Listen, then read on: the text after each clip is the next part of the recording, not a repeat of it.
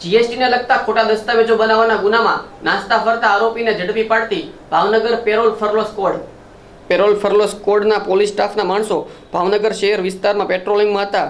તે દરમિયાન પોલીસ સ્ટાફને બાતમી મળેલ અને હકીકત મળેલ કે પાલીતાણા ટાઉન પોલીસ સ્ટેશનમાં દાખલ થયેલ જીએસટીને લગતા ખોટા દસ્તાવેજો બનાવવાના ગુનામાં નાસ્તા ફરતા આરોપી મોહમ્મદ ઉર્ફે ભૂરો ખલીફા રહે હાંડિયાવાડ ભાવનગર વાળાને પોલીસે ઝડપી લઈ તેના પર ધોરણસરની કાર્યવાહી કરી હતી.